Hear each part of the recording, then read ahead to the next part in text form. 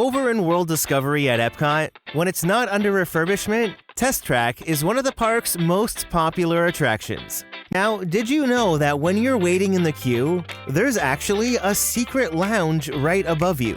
Yeah, the only thing though is that it's off limits to most regular guests. So during the early days of Epcot, each pavilion used to be sponsored by a different corporation.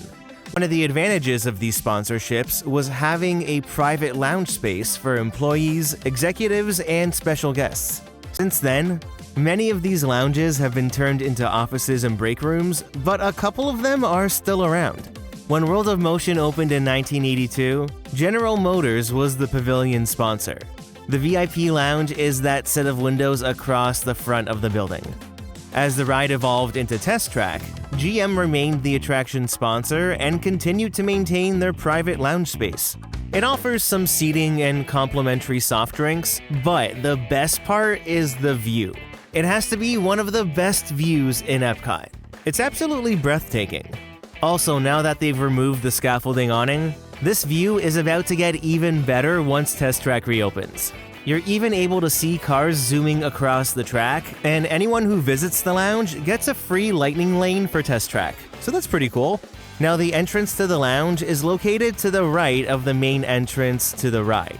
It's a store right here, but it's not marked for public access. The only way to gain access is if you're a current or retired GM employee or know someone else who is. This exclusive space is also used for corporate meetings, GM press events, and as a VIP waiting area. It's also one of the venues that can be booked for wedding receptions and other private events. And speaking of private events, there is another secret lounge at the Seas that can also be booked. When you're looking into the aquarium, it's a bit cloudy, but the windows on the opposite side of the EAC tunnel is a former private corporate lounge. Back when the Seas opened in 1986, the pavilion was sponsored by United Technologies, but that partnership ended in 1998. Now, the entrance to the lounge is just to the left of the Coral Reef restaurant, and inside, it has this very sophisticated feel with stunning views of the aquarium. Oh, and there's even a grand piano. Although the chances of the majority of us visiting either of these two lounges is slim, it's still fun knowing they exist.